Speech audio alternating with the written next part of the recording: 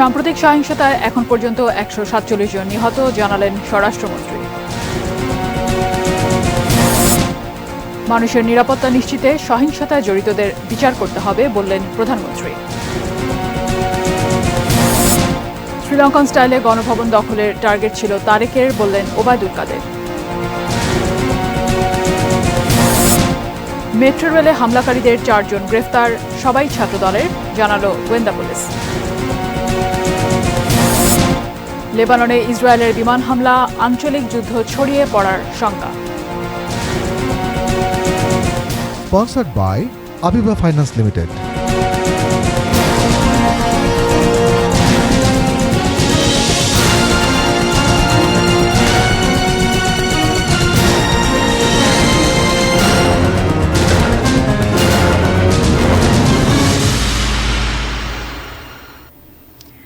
দেখছেন ATN news. আমন্ত্রণ রাত ৯টার নিউজ আওয়ারে আপনাদের সাথে আছি আমি ফাইজা রাহলা। এতক্ষণ শুনছিলেন সংবাদ শিরোনামগুলো। VSL Angle Channel HB VSL Bikrampur steel limited. Quota সংস্কারের দাবিতে আন্দোলনকে ঘিরে সংঘাত সংঘর্ষে এখন পর্যন্ত ১৪৭ জন নিহত হয়েছেন বলে জানিয়েছেন স্বরাষ্ট্রমন্ত্রী আসাদুজ্জামান খান কামাল। রোববার সচিবালয়ে তিনি এই তথ্য জানান। তাওহিদ সৌরভ বিস্তারিত জানাচ্ছেন। কোটা সংস্কারের দাবিতে শিক্ষার্থীদের লাগাতার আন্দোলন শুরু হয় ১ জুলাই থেকে। ঢাকা বিশ্ববিদ্যালয়ের শিক্ষার্থীদের আন্দোলন পরে সারা দেশে ছড়িয়ে পড়ে। পরদিন থেকেই রাজধানী সহ সারা দেশে হামলা, সংঘর্ষ, ভাঙচুর, অগ্নিসংযোগ ও হতাহতের ঘটনা ঘটে। এই সহিংসতায় এ পর্যন্ত কতজন নিহত হয়েছেন তা নিয়ে বিভিন্ন সময় বিভিন্ন তথ্য জানা গেলেও সরকারিভাবে এবারে প্রথম জানানো হলো মোট নিহতের সংখ্যা। ছাত্র যারা হত হয়েছেন এর মধ্যে ছাত্রলীগের ছেলেও যথেষ্ট পরিমাণ রয়েছে। এখানে বিভিন্ন শ্রেণী পেশার মানুষ রয়েছে, বিভিন্ন বয়সের মানুষ রয়েছে, বিভিন্ন রাজনৈতিক পরিচয়ের মানুষ রয়েছে। এইগুলি আপনাদেরকে ডিটেল আবার আমরা দিতে পারবো। আমরা আজকে আপনাদের শুধু এইটুকুই দিচ্ছি, ১৩৬ প্লাস ১১ এই ১৪৭ জনের মৃত্যুর সংবাদ আমাদের বিভিন্ন হাসপাতাল, বিভিন্ন জেলা, বিভিন্ন জায়গা থেকে যেটা আমরা পেয়েছি তার সংখ্যা এটি। এবারের এই সহিংসতায় গান পাউডার ব্যবহার করা হয়েছে বলেও জানান স্বরাষ্ট্রমন্ত্রী আসাদুজ্জামান খান। তিনি বলেন, দোষীদের শাস্তির আওতায় আনা হবে। আমরা এবার নতুন একটা উপাদান দেখেছি, যেখানেই অগ্নিসংযোগ হয়েছে সেখানে আমরা গান পাউডারের আলামত আমরা দেখেছি, এবং গান পাউডারগুলো দিয়ে এই সমস্ত আগুন ধরিয়ে দেওয়ার আলামত আমরা পেয়েছি। দোষী ব্যক্তিদের আমরা অবশ্যই তাদের শনাক্ত করে আইনের আওতায় নিয়ে আসবো। আমরা কাউকে এখানে ছাড় দেব না। গ্রেপ্তার নয়, নিরাপত্তার জন্যই কোটা সংস্কার আন্দোলনের সমন্বয়কদের হেফাজতে নেওয়া হচ্ছে বলেও জানান স্বরাষ্ট্রমন্ত্রী আসাদুজ্জামান খান। আমরা অ্যারেস্ট করিনি। তাওহিদ সৌরভ, এটিএন নিউজ, ঢাকা। কোটা আন্দোলনের সময় সহিংসতায় নিহত ৩৪ জনের পরিবারকে আর্থিক সহায়তা দিলেন প্রধানমন্ত্রী শেখ হাসিনা। গণভবনে আজ তিনি তাদের হাতে নগদ অর্থ এবং ১০ লাখ টাকার পারিবারিক সঞ্চয়পত্র তুলে দেন। এ সময় প্রধানমন্ত্রী বলেন, মানুষের নিরাপত্তার জন্য সহিংসতায় জড়িতদের বিচার করতে হবে। কোটা সংস্কার আন্দোলনকে কেন্দ্র করে সহিংসতায় প্রাণ গেছে অনেকের। যারা স্বজন হারিয়েছেন সেই সব পরিবারের পাশে দাঁড়িয়েছেন প্রধানমন্ত্রী শেখ হাসিনা। রোববার সকালে গণভবনে প্রধানমন্ত্রীর সঙ্গে সাক্ষাৎ করেন নিহত ৩৪ জনের পরিবার, যাদের মধ্যে বেগম রোকেয়া বিশ্ববিদ্যালয়ের ইংরেজি বিভাগের শিক্ষার্থী আবু সাঈদের পরিবারও ছিল। প্রধানমন্ত্রী নিহতদের স্বজনদের খোঁজ খবর নেন, তাদের সান্ত্বনা দেন। আপনারা আপনজন হারিয়েছে, আপনারা একটা শোক সইতে পারেন না। আমি কি শোক সই নিয়ে দিন রাত পরিশ্রম করে যাচ্ছি, শুধু কেন এই দেশের মানুষের জন্য। কিন্তু আজকে এইভাবে বাধা দেওয়া, যা কিছু করি জ্বালায় পরে শেষ করে দেওয়া, এটা তো কোনো দিনই গ্রহণযোগ্য না। বা সাধারণ মানুষই তো সুবিধা পেত। এই মেট্রো রেলে কারা চলতে? আমি আসলে আপনাদেরকে আমি কি বলে সান্ত্বনা দেবো? আমি একটু বলবো যে আমি আপনাদের মতনই একজন বাবা মা ভাই হারানো সেই এতিম। কাজে আপনাদের কষ্ট আমি বুঝি। আমি আছি আপনাদের জন্য, আপনাদের পাশে।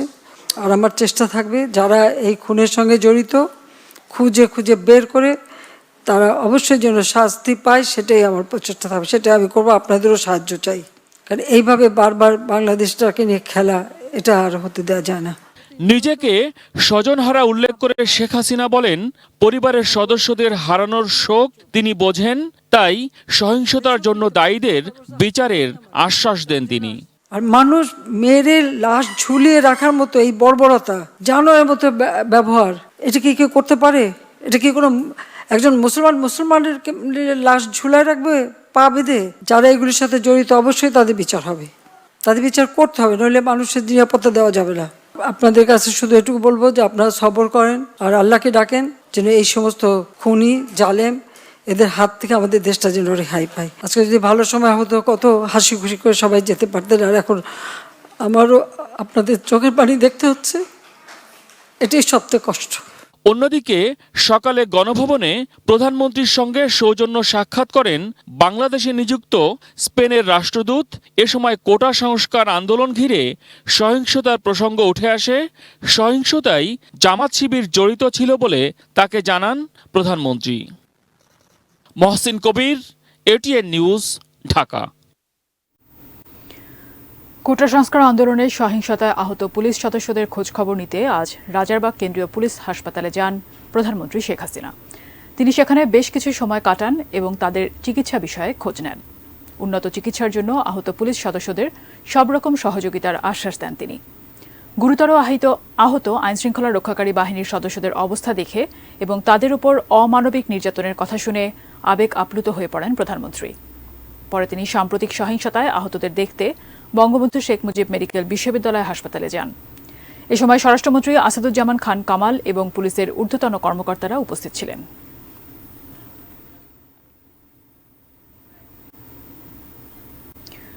কারফিউ না দিলে শ্রীলঙ্কা স্টাইলে গণভবন দখলের ষড়যন্ত্র ছিল বলে দাবি করেছেন আওয়ামী লীগের সাধারণ সম্পাদক ওবায়দুল কাদের।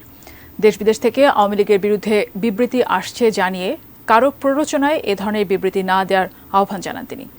রাজধানীর তেজগাঁয়ে ঢাকা জেলা আওয়ামী লীগের কার্যালয়ে দুস্থদের মাঝে খাদ্য সামগ্রী বিতরণ অনুষ্ঠানে এই আহ্বান জানান। আমিনুল ইসলামের রিপোর্ট।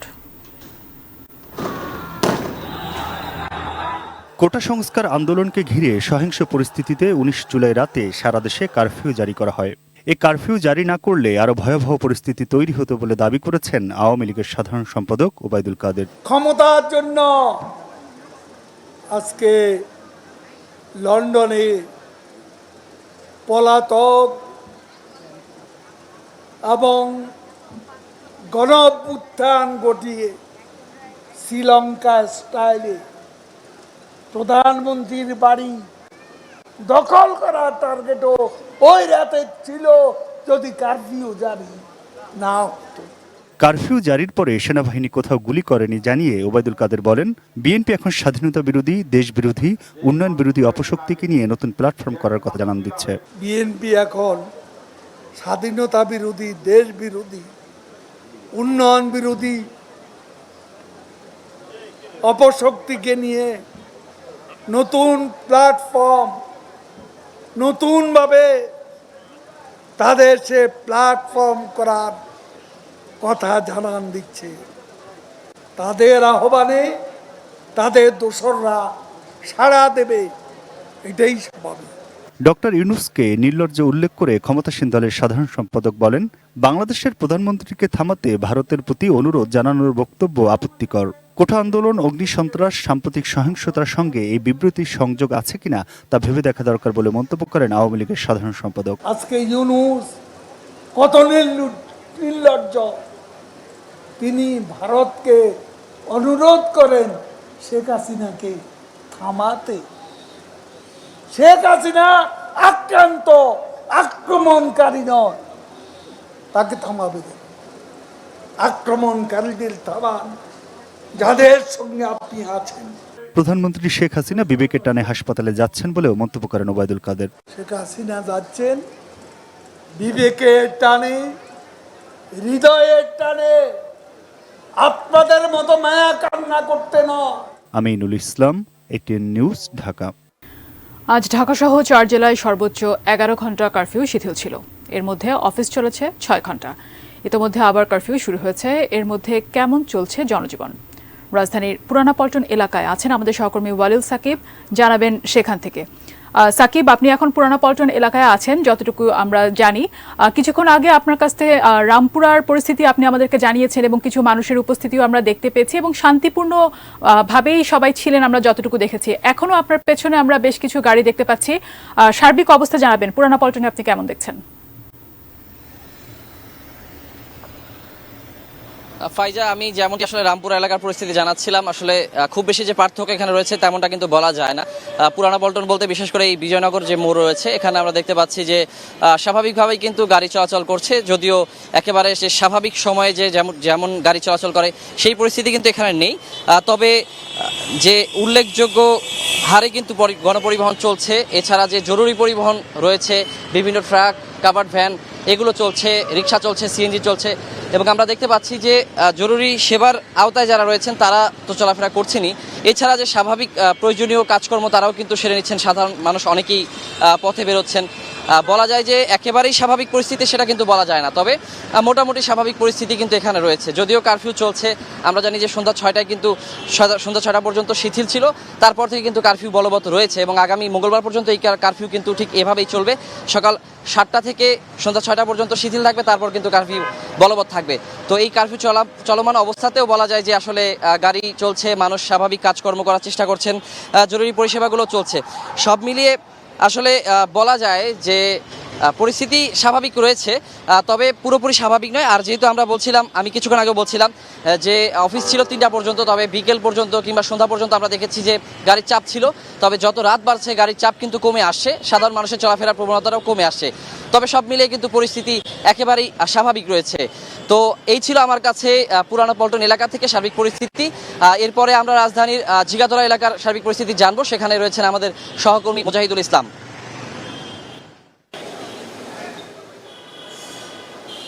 ধন্যবাদ সাকিব। আপনারা এতক্ষণ পুরনো পল্টন থেকেও সহকর্মী অলিউল সাকিবের কাছ থেকে আসলে জানছিলেন শহরের সার্বিক অবস্থা। এখন এই মুহূর্তে আমরা আছি জিগাত বাস স্ট্যান্ডে এবং আমরা সন্ধ্যা থেকে কিন্তু রাজধানীর বিভিন্ন জায়গাতে ঘুরে দেখার চেষ্টা করছি। আমি যদি একটু দেখাই আপনাকে যে জিগাতলা বাস স্ট্যান্ডে কিন্তু সবসময় যখন আমরা দেখেছিলাম বিকেল বা সন্ধ্যার দিকে, তখনও কিন্তু বেশ খানিকটা যানজট বা মানুষের কোলাহল ছিল, কিন্তু সেই কোলাহল আস্তে আস্তে কমতে শুরু করেছে এবং এই যারা আছেন আমরা তাদের কাছে জিজ্ঞাসা করছিলাম যে আসলে কেন তারা বাইরে আছেন, কারফিউ চলছে। তারা আমাদেরকে জানাচ্ছিলেন যে আসলে জরুরি প্রয়োজনে তারা বের হয়েছেন। গত কয়েকদিনের যে সহিংসতা এবং কারফিউয়ের ভিতরে তারা বের হতে পারেননি, তারা কিন্তু এখন যেহেতু একটু একটু করে স্বাভাবিক হচ্ছে সেহেতু তারা তাদের কাজগুলো গুছিয়ে নেওয়ার চেষ্টা করছেন।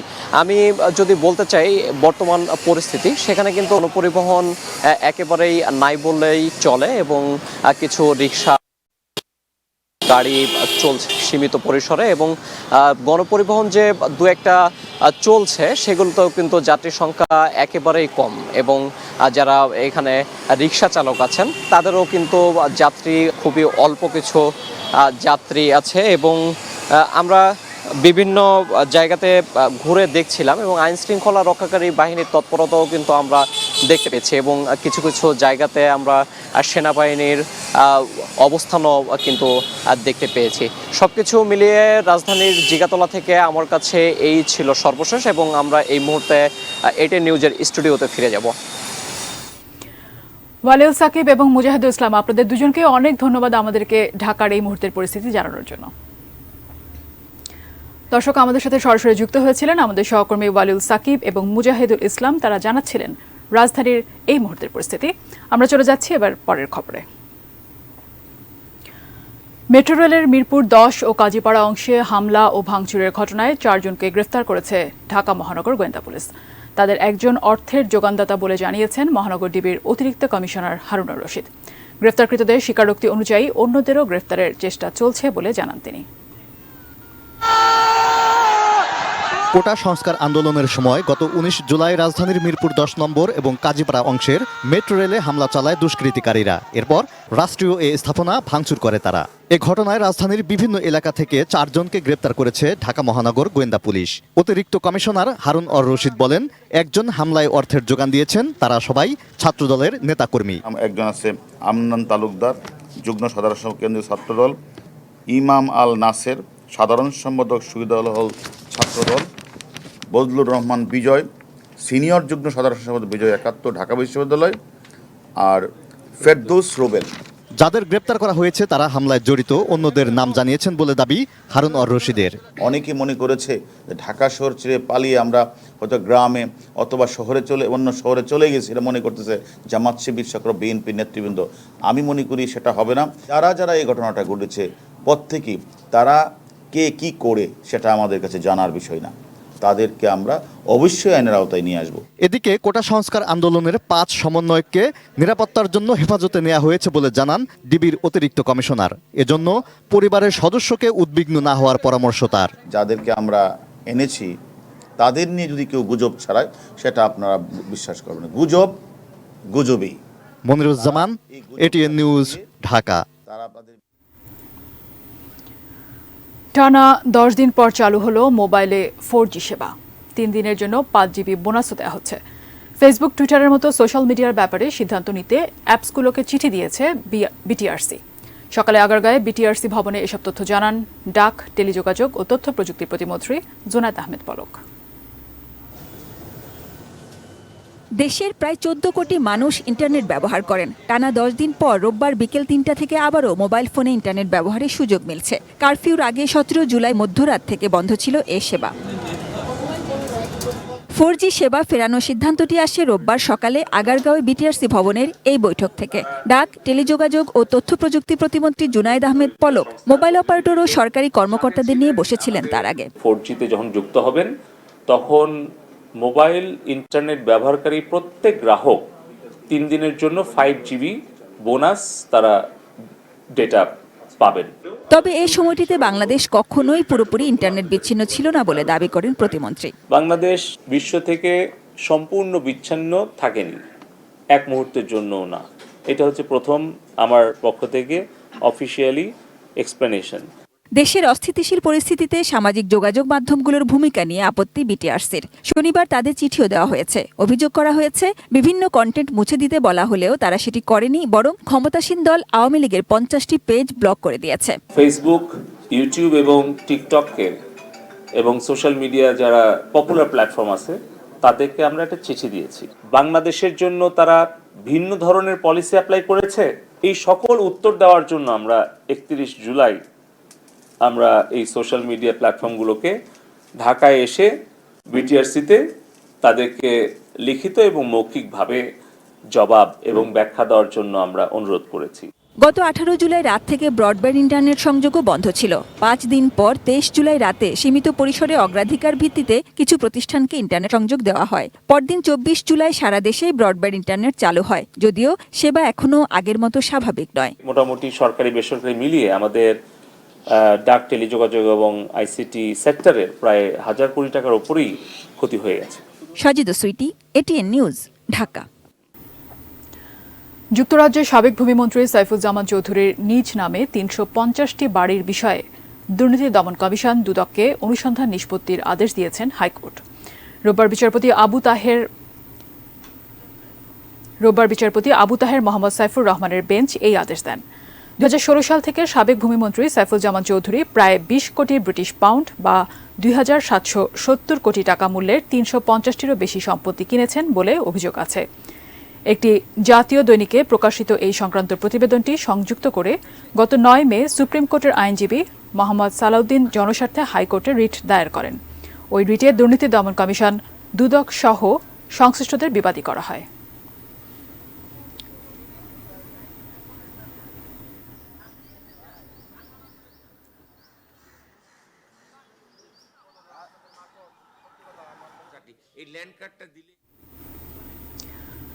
সাবেক আইজিপি বেনজির আহমেদের ব্যাংক হিসেবে অস্বাভাবিক ও সন্দেহজনক লেনদেনের প্রমাণ পেয়েছে দুর্নীতি দমন কমিশন দুদক। সংস্থাটির পক্ষ থেকে হাইকোর্টে জমা দেওয়া অগ্রগতি প্রতিবেদনে এই তথ্য দেওয়া হয়েছে। রোববার দুদকের আইনজীবী অ্যাডভোকেট খুরশিদ আলম খান জানান, আগামী সোমবার বিচারপতি মোহাম্মদ নজরুল ইসলাম তালুকদার ও বিচারপতি কাজী ইবাদত হোসেনের হাইকোর্ট বেঞ্চে এই প্রতিবেদন দাখিল করা হবে। গত 23 এপ্রিল বেনজির আহমেদের অনিয়ম, দুর্নীতি, ক্ষমতার অপব্যবহার ও অবৈধ সম্পদ অর্জনের অভিযোগ অনুসন্ধানে দুদক কার্যক্রমের অগ্রগতি প্রতিবেদন চেয়েছিলেন হাইকোর্ট। এই সংক্রান্ত দুদক কমিটিকে 2 মাসের মধ্যে প্রতিবেদন জমা দিতে বলা হয়েছে।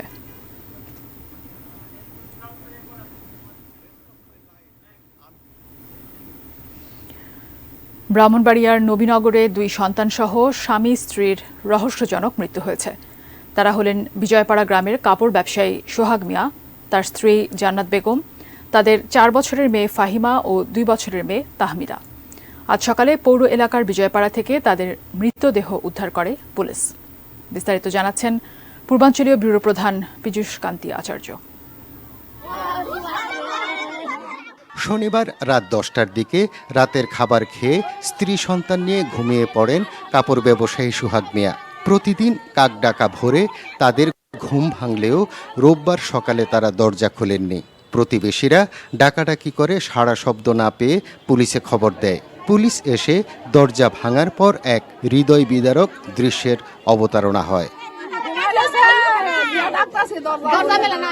সোহাগ মিয়া ও এক মেয়ের মৃতদেহ ঘরে ঝুলন্ত অবস্থায় এবং স্ত্রী জান্নাতের মরদেহ খাটে ও আরেক মেয়ের মৃতদেহ খাটের পাশে পড়েছিল। জান্নাত বেগমের গলা 2টি ওড়না দিয়ে পেঁচানো ছিল। প্রত্যক্ষদর্শীদের ধারণা, প্রথমে স্ত্রীকে হত্যা করেন সোহাগ মিয়া, পরে 2 মেয়েকে হত্যা করে আত্মহত্যা করেন তিনি।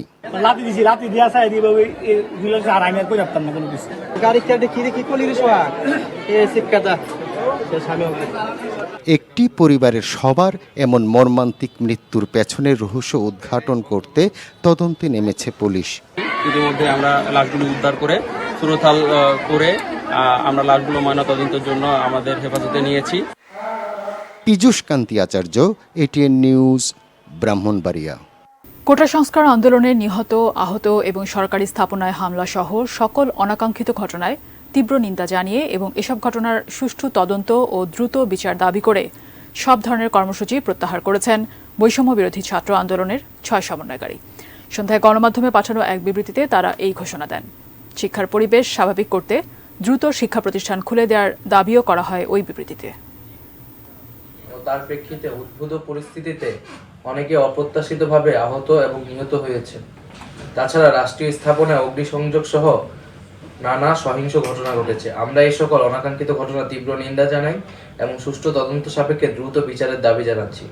আমাদের প্রধান দাবি ছিল কোটার যৌক্তিক সংস্কার, যা ইতিমধ্যে সরকার পূরণ করেছেন। এখন শিক্ষার সুষ্ঠু পরিবেশ নিশ্চিত করার লক্ষ্যে দ্রুত শিক্ষা প্রতিষ্ঠান খুলে দেওয়ার জন্য সরকারের প্রতি জোর আহ্বান জানাই। সার্বিক স্বার্থে আমরা এই মুহূর্তে থেকে আমাদের কর্মসূচি প্রত্যাহার করছি।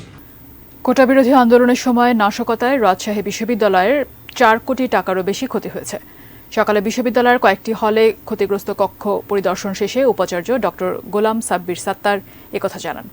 উপাচার্য বলেন, হামলায় 9টি হলের 158টি কক্ষ ক্ষতিগ্রস্ত হয়েছে। সন্ত্রাসীরা হলের শিক্ষার্থীদের আসবাবপত্র, ল্যাপটপ ও মোটরসাইকেল ভাঙচুর করে ও আগুন দেয়। তিনি আরও জানান, ক্ষয়ক্ষতির প্রকৃত পরিমাণ নিরূপণ ও হামলাকারীদের চিহ্নিত করতে সামাজিক বিজ্ঞান অনুষদের ডিনকে প্রধান করে 5 সদস্যের কমিটি গঠন করা হয়েছে। 8 সপ্তাহের মধ্যে প্রতিবেদন দিতে বলা হয়েছে কমিটিকে। ওই প্রতিবেদন পাওয়ার পর হল সংস্কার করে ক্যাম্পাস খোলার বিষয়ে সিদ্ধান্ত নেবে কর্তৃপক্ষ।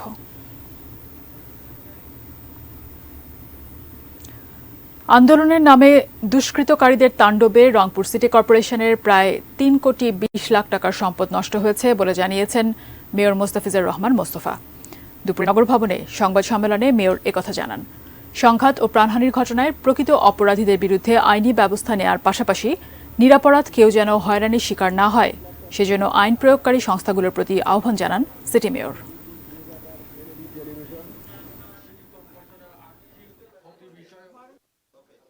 বাংলাদেশে কোটা সংস্কার আন্দোলনকে ঘিরে যে সংঘাত এবং প্রাণহানির ঘটনা ঘটেছে, আমি এসব কর্মকাণ্ডের তীব্র নিন্দা, প্রতিবাদ সহ প্রকৃত দায়ী ব্যক্তিদের বিরুদ্ধে আইনানুগ ব্যবস্থা গ্রহণের দাবি করছি। এটিএন নিউজের বিশেষ প্রতিনিধি আবুল কালাম আজাদের শ্বশুর ভোলার চরফ্যাশন পৌরসভার সাবেক প্যানেল মেয়র জাকির হোসেন বাবলুর দাফন সম্পন্ন হয়েছে। আজ সকাল 10টায় চরফ্যাশন আলিয়া মাদ্রাসা ঈদগাহ ময়দানে তার নামাজে জানাজা অনুষ্ঠিত হয়। জানাজায় স্থানীয় আওয়ামী লীগ, বিএনপি, জাতীয় পার্টির সদস্যরা সহ বিভিন্ন শ্রেণী পেশার মানুষ অংশ নেন। পরে তাকে পারিবারিক কবরস্থানে দাফন করা হয়। সাবেক প্যানেল মেয়র জাকির হোসেন বাবলু দীর্ঘদিন কিডনি জটিলতায় ভুগছিলেন। গত বুধবার শারীরিক অবস্থার অবনতি হলে তাকে রাজধানীর সিকেডি হাসপাতালের আইসিইউতে ভর্তি করা হয়। শনিবার সকাল 10টা 10 চিকিৎসক তাকে মৃত ঘোষণা করেন।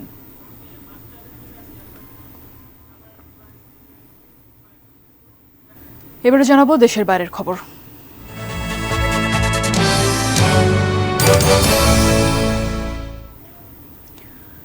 গোলান মালভূমিতে রকেট হামলার জবাবে লেবাননে হিজবুল্লাহর লক্ষ্যবস্তুতে বিমান হামলা চালিয়েছে ইসরায়েলি বাহিনী। এতে ইসরায়েল ও হিজবুল্লাহর মধ্যে আঞ্চলিক যুদ্ধ ছড়িয়ে পড়ার আশঙ্কা তৈরি হয়েছে। এমন প্রেক্ষাপটে উভয় পক্ষকে সর্বোচ্চ সংযম দেখানোর আহ্বান জানিয়েছে জাতিসংঘ। শনিবার ইসরায়েল অধিকৃত গোলান মালভূমির একটি খেলার মাঠে রকেট হামলায় অন্তত 12 জন নিহত হয়। মাসদাল শামসের দ্রুজ গ্রামের ওই হামলার জন্য লেবাননের সশস্ত্র গোষ্ঠী হিজবুল্লাহকে দায়ী করে ইসরায়েল।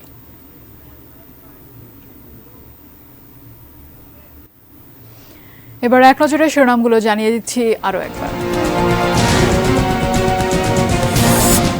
সাম্প্রতিক সহিংসতায় এখন পর্যন্ত 147 জন নিহত, জানালেন স্বরাষ্ট্রমন্ত্রী।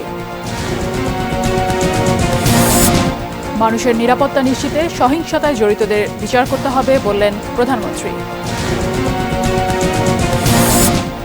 সব কর্মসূচি প্রত্যাহার করলেন বৈষম্য বিরোধী ছাত্র আন্দোলনের 6 সমন্বয়ক।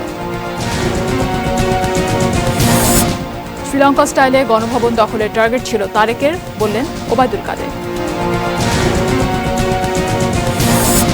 মেট্রো রেলে হামলাকারীদের 4 জন গ্রেফতার, সবাই ছাত্র দলের, জানালো গোয়েন্দা পুলিশ।